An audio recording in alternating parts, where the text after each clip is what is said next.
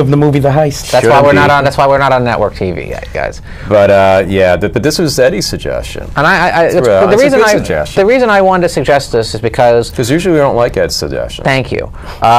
This is the reason I suggested this topic is because there's a film that I've been a fan of for years, and everyone I've told about this film has absolutely loved it. And it's a film that I really believe everyone who's a fan of cinema well, first off, before we get to the film, we should give it a little context. Okay. Because we get a lot of complaints from our fans that we don't give enough. All right, I'll tell you a little history about this one. No, not the film itself. I'm talking about the genre. Those two guys? Okay. Go ahead. Three fans complain a lot. There's always, I mean, the whole heist film thing there's always been heist movies, but you know, you had like a couple of historical ones, you know, The Asphalt Jungle by John Huston and possibly The Killing by Stanley Kubrick. What do you mean possibly? That's the ultimate. Yeah, but I can't remember if that came out after or before the film that really blew the lid off of heist films, which was Rififi, a French movie by an American director named Jules Dassin, who was blacklisted and moved to France and started making movies there. But that's generally regarded as the film that really jump-started the whole caper heist genre, where the whole film is centered around a specific complicated heist,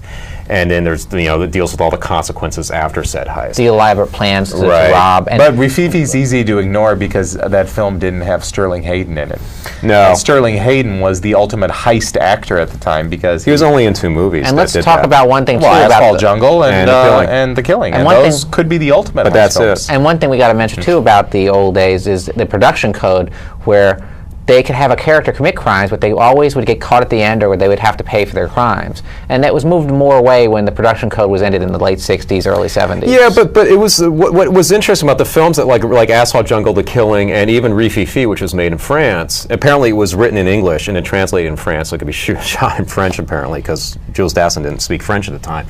But what's interesting is that one of the things that was sort of a similar thread with the heist film is that generally it would unravel somehow for the guys involved, and usually be their own undoing. You know, somebody would give something up, and then everyone's exposed, or they wind up killing each other off somehow. It was sort of like their common sort of thread amongst those. You had those, and you had more lighthearted caper films where they actually do succeed, but it's all about the elaborate heist itself and the clever way they steal whatever it is they got to steal. Well, let's start this one off with the one I was just mentioning, which is a film, actually, believe it or not, is the first film produced by Carol Co. Oh, hold on a sec. Film comment call. They're offering you a job. You're hired. All right. Well, this is, now I'll get back to what I say here. This is the first film produced by Carol Co., which was an independent production company, which actually went on to become a very successful independent until they were bankrupted by Cutthroat Island, I believe. They produced the Rambo films and Total Recall, etc. Although I think Superman 4 was the beginning of the end. That's canon. Sorry. This one, anyway. C's correct. Yes. This one actually stars Elliot Gould as a meek Boy, what's bank the name teller. of the film? That would help. I was upset, and the film, I was going to say, all right, the film is The Silent Partner. Yeah. Thank you! I was going to say he stars as the bank teller, and the film was The Silent. Well, anyway, he stars as a bank teller. A meek bank teller. A meek bank teller who unwillingly becomes an accomplice in a robbery. And I don't want... A meek robbery. Yeah, I don't want to. Fuck you guys. Okay, it's a great movie. I don't want to give it. It's a very good film, and it's something that you want to go in cold. Yeah, you don't want to know anything about it. Let me tell you something. Because there's a lot of clever twists. Yes, Elliot Gould is very meek, but behind that meek demeanor is a calculator like mine. And what's great is he has got a wonderful foil or a wonderful nemesis in the very sadistic Christopher Plummer. And Christopher Plummer, you know, sometimes you're introduced to these characters, and you'll see some of their traits within the film before you get into the meat of the character and into the heart of the movie. And you're thinking, what? That doesn't make any sense. Why they do that? But they'll show some characteristics of this Christopher Plummer character, and you're thinking, oh God, he should have his own movie. He's terrific, and that's the thing I love about this movie. There's so many things you want to know about this guy. It starts off, when I first saw it, I thought it was going to be like, it looked like it started off like the Thomas Crown Affair, like a lighthearted caper film, and all of a sudden it's like, holy shit, this is really dark, and it really segues very well. It's not such an abrupt, jarring, cut to this type of film. And I like too that the character Elliot Gould is smart, but yet he's not so smart that he doesn't fuck up a few times, and I like that, because most characters are always so smart, and you go, oh, how the hell did they see this coming, or how do they know to do this? I just love that all these little coincidences happen, and he gets really in deep trouble, and he gets in deeper than he expected. Yeah, because I enjoyed this, because when I went into it, I knew next to nothing, and it was from Edwin's suggestion, so I was already a little on edge about how good it was going to be. Thank you. But as the film went on, I could see what you, why you, because, you know, when you see the film in the beginning, you think, okay, I see where it's going to go. I know it's going to happen. But then as it goes, all these little surprises happen, and, you know, you're like, oh, I would have never thought it would have went there. So, and I don't want to talk about the plot too much, but I will say the female lead, she didn't really go on to anything after the film, but she is gorgeous. Wait, which Sexy one? broad. There's two female characters. Well, Not Susanna York. Yeah, Susanna York did go on. No, not Susanna York. Not the co-worker. The Canadian- from the bank. the Canadian, Superman's mom, by the way. The Canadian actress who he Yes. has, the love interest. The love Yes, the interest. love interest. And for people like Mike, White hot. she is topless in the film, so you'll love it. I thought she was bottomless too. I think he got an ash. Well, see, I didn't pay that much to that. Kind of fully nude Tattoo on scene my there. brain. But great film. It's one of those films that is ripe for, but you just hope to God they don't remake. I hope they don't. And we got to give credit. You know what the best part about this movie is that Curtis Hanson, who, as you know, is director of LA Confidential, is now an Oscar-nominated director, wrote the script, and it is such a well-written. It is perfect. Tight and extremely ingenious. It's one of the best scripts very clever. for a paper It's film. got one of the best endings to a film, Oh, like it's brilliant. wrap-ups. Very clever. The way I found out about this film was I was looking in a film textbook, and they just showed a picture of Christopher Plummer dressed as a woman, and he makes a really ugly, disturbing woman. And I thought, wow, that's going to be a good movie. I had just on that picture alone of Christopher Plummer dressed as a This woman. is how you pick films to go see? I got to say, too, Christopher Plummer is phenomenal. One of the best villains, I'm seriously, one of the best unknown villains in movie history, as far as I'm concerned. He One of the was most terrifying. underrated actors. Yeah, he's Film actors, because he's done some brilliant work, and now he's coming into his stride as an old, doing a lot of good stuff. Now he's more of a, he's like Oh, older he, character man. actor. he was excellent as Mike Wallace in The he Insider. was. He was Excellent. very good. Mike. And, Mike, you fucked up, Don. And I'm not the biggest Elliot Gould fan. He can be very good or he can be really bad. And this one is probably one of his best, I would say his most underrated performances. Well, Elliot Agreed. Gould in the 70s usually was gold. Oh, he made some stinkers, though. He made something called Move. He made a lot of bad Spies was terrible. Did you ever see I that? liked him in Who's Killing the Great Chefs of Europe. Well, he's a hot and cold actor, but he's really good in this. Escaping And, with Athena, he if was you want to see wonderful. a movie that has plenty of surprises and is very tight and is not something like you think, oh, I know everything going in, see this one. And do not read the plot summary. Just go in cold and not know anything about it. All right. And trust us, it is a caper film. It is We a haven't film. told you the plot. I don't want to. Next one there, Hosty. What would our next film be? How about another caper film? And this one, I believe, was actually one of my favorites of last year. It didn't make my top 5, but it was definitely my top 10. And that film would be The Bank Job with Jason Statham.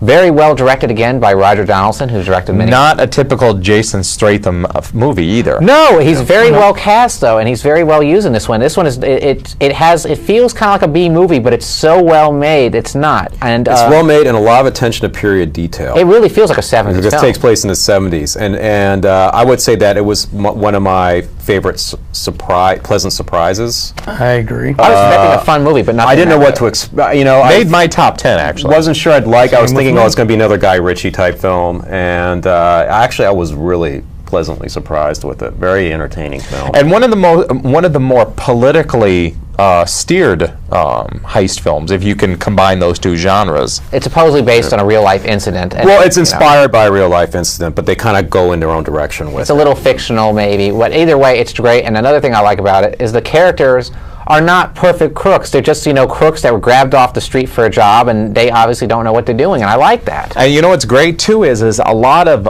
actors that we have not seen in regular films. I mean, these are British actors that have been doing a lot of stage and screen work there in Great Britain for BBC or whatever, but we haven't seen them exposed so much in like mainstream Hollywood films.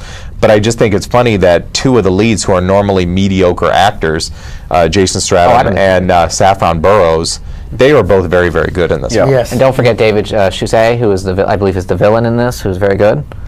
Is that who? Yeah, it is? he's fantastic. He's great. Yeah, it is David Suchet. It's terrific. He's nearly unrecognizable as his character. He's just very dark and mysterious, and there's some torture scenes in there which are really hard to watch, and they're very well thought out and directed. And I'm unfamiliar with the actor's name, but he's the guy that's the porno actor that helps out in the heist, and then he's tortured.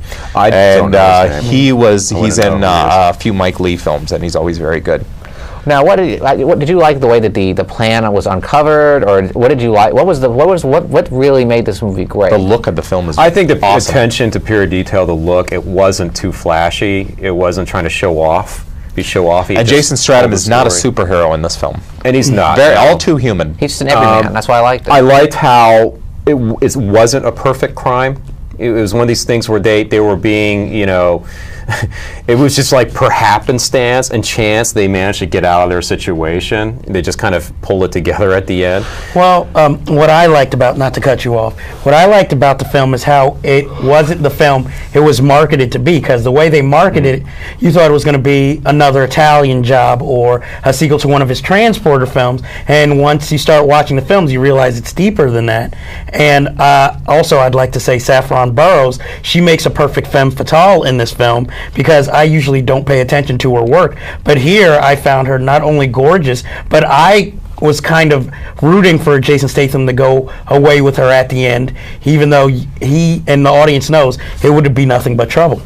What I have to say too is we got to give a lot of credit to Roger Donaldson. He's been a director for many years from New Zealand. He's done a lot of Hollywood films, but this is it. He's really returning to his independent roots, and I'm really glad to see that somebody of his caliber is making these types of films. Yeah, this and The World's Fastest Indian recently have both been underrated. Better Very than underrated. his usual films. Well, let's hope more people will see this one. I really liked it. One of the year's best from last year, even if it wasn't on any of our lists, it was definitely should have been there. All right, well, our third film today. Sorry, not number three. Back to 2008. Our number three film of tonight will be The Taken Pelham 123, which sadly is just been remade and is about to come out For the second time. I know. And it's like the first time they made it so bad when they did it with in Canada. This one has actually been shot again in New York, but the original is terrific, and it stars Walter Matthau again as an everyman character, and he's not your typical hero, and that's what I like about this film. Well, you know what? I've always taken Pelham 123 is one of my favorite movies of all time. Eric recommended this film to me, and he described it as the one-of-a-kind old man action movie. Well, you know what? The only way if you're not familiar with the film, a lot of people are familiar with the film, but if you're not, the closest I can think of any film that's come out recently that comes close to the mood and feel of Taking a Pelham 123 is Inside Man, where it's a thriller, but it's quirky. It's also funny, and there's a lot of social satire, but more importantly, it's the best conceptual. It's New York. It's a New York film. That's what I said. And they feel like New York people and characters and that whole thing where everybody's smart. There isn't a dumb. Now there are people that do dumb things and don't think before they speak and stuff like that. The Walter Matthau character is a great flawed hero because of that. Wonderful acting. But it's just all around a phenomenal cast. Robert Shaw, Martin Balsam, Hector Elizondo. Robert Shaw. And if you've seen, if you haven't seen Taken Pelham 2, but you've seen Reservoir Dogs, you know where he got the whole Mr. Pink, Mr. Green, Mr. Red. The whole thing comes from Taking a Pelham 1, 2, 3. That's how all the thieves identify themselves. And it's just, and there's all these quirky surprises, things that come from left field that you just don't anticipate. Well, that ending is wonderful. Yeah. Wonderful and brilliant. Great coda. One of the best last shots of a film. I do agree with you, though. It is the New York film, perhaps the best filmed underground movie as far as I'm concerned. I mean, you really feel like if you live in New York, this is the best representation of New York I can think of. You really feel like you're there in the theater, even if you're anywhere else in the world. Got the train system correctly. Yes, and I love how the mayor of New York is this weak guy, but he looks just like Ed Koch. And this is before Ed Koch looks just like Ed Koch. This is before he was mayor too. And it's a very funny movie too. Like the satire is just. And you're right on the money when you say Inside Man is probably the closest. It's the closest. It's the only Inside Man, also another great New York movie. It gives you a real great sense of the city. And Absolutely. Inside Man, which we've talked about on another show, the Spike Lee show, but I think is probably one of the greatest caper films of all time. We don't have to discuss it, but I'm just saying Inside Man, great caper film. Yeah, which we've discussed in great depth. All right. Well, another a great film and another director is Michael Mann, who made his early career in crime films, which were Thief, and then he went on to do Miami Vice, and of course He did the original Hannibal Lecter film. Yes, he did. Manhunter. Yeah. And so he knew crime very well, and the film that really broke him out in Hollywood after many years, I mean, really made him an A-list director, was Heat, which of course starred Al Pacino and Robert De Niro. And this was not their first film together. Val Kilmer. And Val Kilmer. It's not their first film together. It was their second film after The Godfather 2, even though they don't share any scenes. This one, they really don't share any scenes either. But the one Well, scene, they have one scene together in the diner, and it's a very powerful scene, and it actually makes sense that they don't share scenes. But it's a terrific caper film, and Val Kilmer is, I gotta say, is as good as De Niro and Pacino in this film. I really liked, and I love. I don't disagree. And a really good Ashley Judd performance. Mm-hmm. Yeah, what it's so sad is when you see that film, you really think she could have gone and done more with her It's a career. fascinating film, too, because in a weird kind of way, you could almost like see it as a sequel to Michael Mann's previous caper film, Thief, which is a very interesting film. They look very much alike, too. Very similar. Well, you know, Michael Mann's had a all bigger his budget films with this one. tend to look the same, but Thief is also really good. Somewhat of it's like a caper film without a real heist attached to it. But and a pretty good performance by Tom Sizemore, which seems few and far between. Right. Yeah. Heat is, and Heat to me is just a fascinating film to watch. I always every time it's on, I just find myself kind of sucked into it, almost hypnotized. Visually by it. tonal. One of the greatest scenes in that film is the thieves leaving the bank after things have went, and you can tell it's a real military setup as how they retreat back and escape into trying to get into the getaway car, because it's really by formation, take the hostages, cover each other. It's very tactical. That's one of the best, that caper scene. And it was used, or obviously influenced Christopher Nolan with the Dark Knight's opening scene. But the thing I want to say, what I would like to say about Heat, is that it has an all-star cast, because you even have John Voight in there in a rather small role. But the thing I liked is what we talked about with Taking of Pelham 1, 2, 3 and other caper films, was that we get to see a glimpse of the thieves and the cops' lives out of the office. So you get to know them more as characters, so that if anything bad happens to a character in the film, you feel it, and you end up liking the cops and the criminals, but you realize they both are doing what they have to do to survive and get by. I thought the most interesting character, actually, believe it or not, was the Val Kilmer character. He had a very interesting subplot, about him and his life. I really thought that the Natalie Portman, though, was one of the weak parts of the movie. The daughter, and that was seemed kind of like a shoehorned fill-in for some odd reason. I just felt like, we can get Natalie Portman, so let's write this role for her, and it just really was distracting. Another guy who had a great cameo in there, very, very small role, but I thought he was very good, very interesting, was Tom Noonan in the wheelchair. That's interesting. A Michael Mann regular. Yeah, That's really interesting. Because he was not Buffalo Bill, but he was in Manhunter as 6 Degrees of Separation. No, Ted Levine is in it, who actually is Buffalo Bill. He actually has a small role too. But definitely one of the best caper films. In fact, the robbery, the actual caper that takes off, is probably one of the best choreographed and edited scenes I've seen in a crime film. And it really broke my heart that I could have this actor's name wrong, but Michael T. Williamson is killed in there. No. Michael T. Williamson is in the film, but Dennis Haysbert is the one who was killed. Oh, he's the driver. Yes. The one that leaves he's the fry cook. Yeah. Because I love that character, and when he's killed, I was just like, oh. But I didn't realize that was Dennis Haysbert. That's funny. He's a terrific actor. But Michael T. Williamson is in the film, though. Okay. Another film, I don't know, what was the other film, I'm sorry, please forgive me, that we're about to review today? Oh, well, we could talk about Dead Presidents. Dead Presidents, yes. The second film from the Hughes brothers after their wonderful debut with Menace to Society, if you ask me, is the best of the Hood films. Dead Presidents is really is a wonderful representation of the 70s type filmmaking.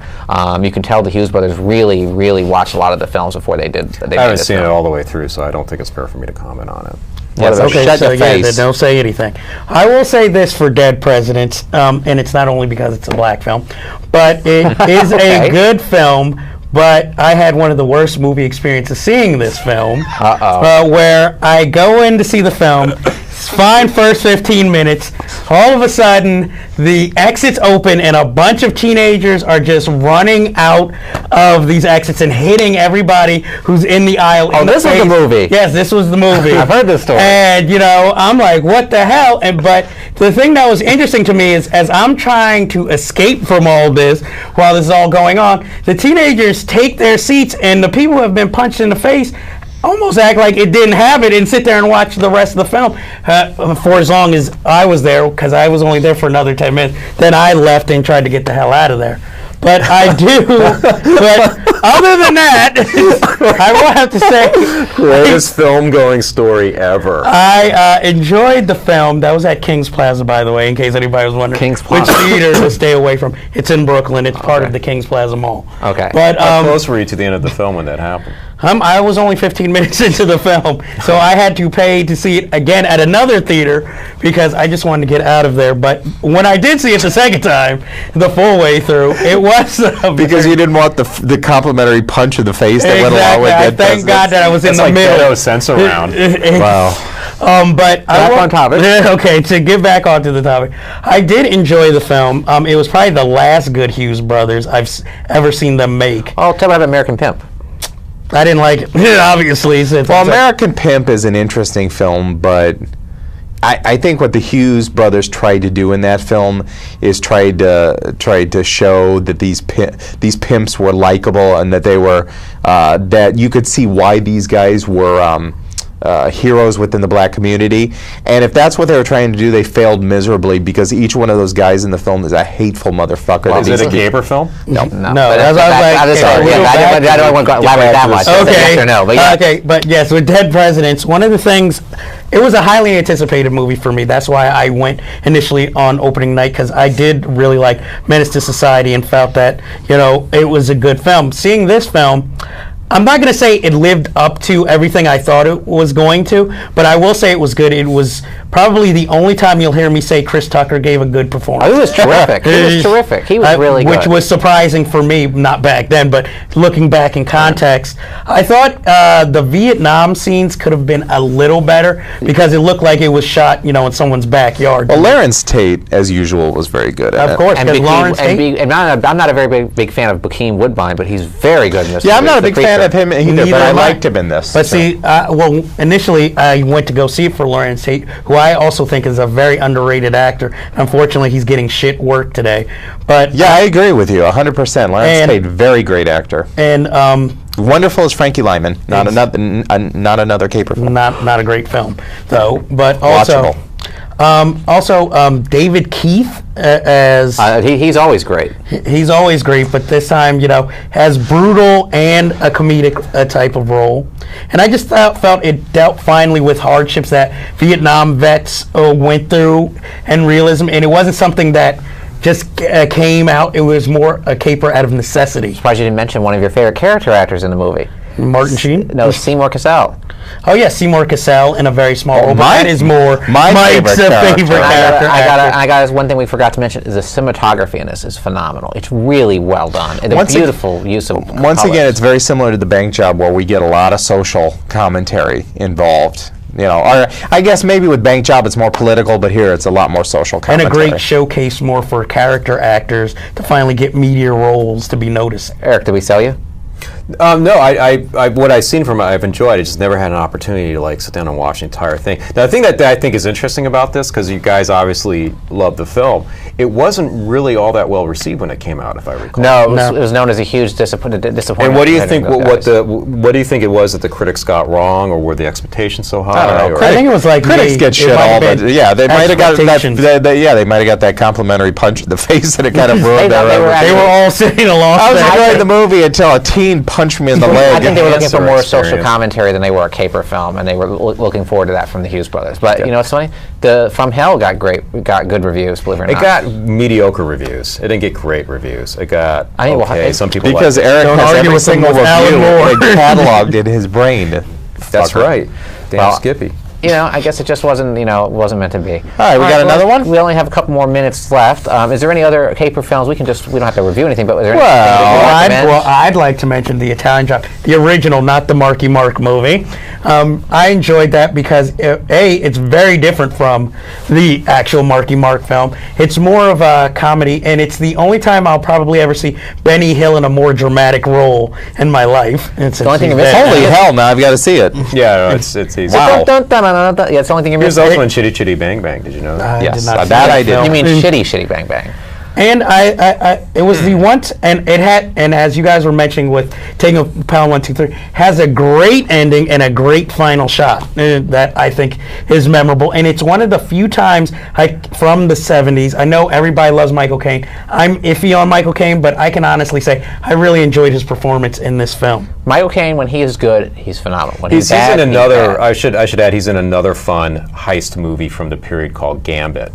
I didn't see And that. supposedly the Coen brothers have been wanting to remake this one for a long time. But it's famous because it opens with this 15-minute sequence, which is like this masterly choreographed heist, and then you find out, and I don't want to give too much away, but you find out that that's not the heist that you think you're coming to the movie to see, and it's very clever. And it has Shirley MacLaine in it as a gypsy, Right. I believe. But unfortunately, it's not on DVD because I always meant to see it, but never got a chance Well, to. I want to recommend to you guys Charlie Varick, which is a Don Siegel crime film with the great Walter Matthau again. One of my favorite actors. It's Well, terrific. what about a film I know you But like? is that really a caper film, or is Yes, that more it of a is. chase film? No, it's a caper film. Now, how about a film combining genres that I know you really like and appreciate? And how about Scarecrows? Scarecrows, is that you mean Scarecrow? Scarecrow? Scarecrow. Okay, because No, Scarecrows. The heist. Oh, that's a terrific. Oh, you want to do heist yes. with? Yeah. It's a horror. I mean, you can say about a lot of very good Graveyard movie. Just Shift, came I on mean, special edition DVD. It wasn't good.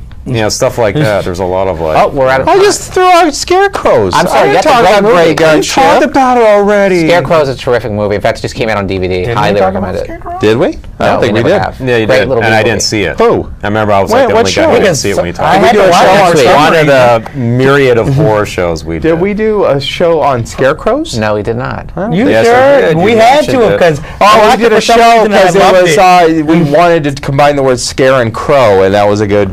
No, I thought because it you was had a Gene suggested Hackman it one. to us to watch for some reason, and I ended up loving it. Wasn't it great? Yeah, we discussed it.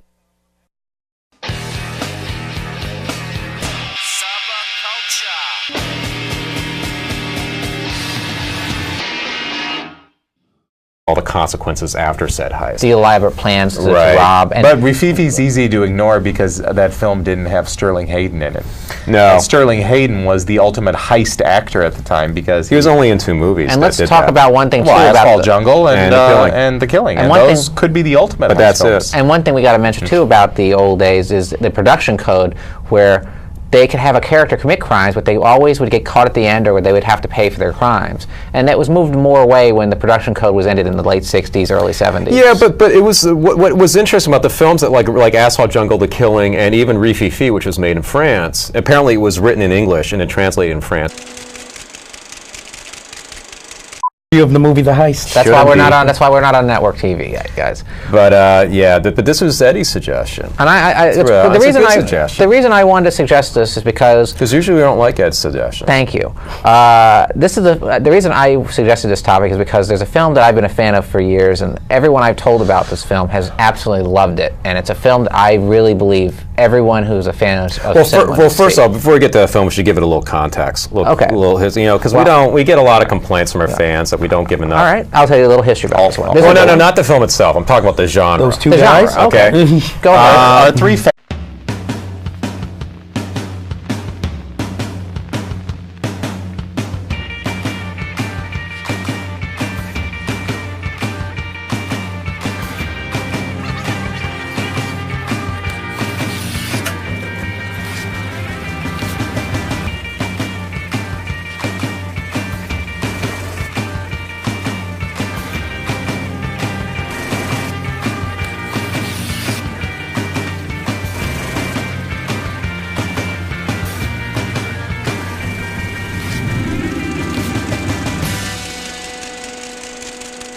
fans complain a lot. There's always, I mean, the whole heist film thing there's always been heist movies, but but you know, you had like a couple of historical ones. You know, The Asphalt Jungle by John Huston, and possibly The Killing by Stanley Kubrick. What do you mean possibly? That's the ultimate. Yeah, but I can't remember if that came out after or before the film that really blew the lid off of heist films, which was Rififi, a French movie by an American director named Jules Dassin, who was blacklisted and moved to France and started making movies there. But that's generally regarded as the film that really jump-started the whole caper heist genre, where the whole film is centered around a specific complicated heist. And then there's, you know, the deals with also could be shot in French apparently, because Jules Dassin didn't speak French at the time. But what's interesting is that one of the things that was sort of a similar thread with the heist film is that generally it would unravel somehow for the guys involved, and usually be their own undoing. You know, or somebody would give something up, and then everyone's exposed, or they wind up killing each other off somehow. It was sort of like their common sort of thread amongst those. You had those, and you had more lighthearted caper films where they actually do succeed, but it's all about the elaborate heist itself and the clever way they steal whatever it is they got to steal.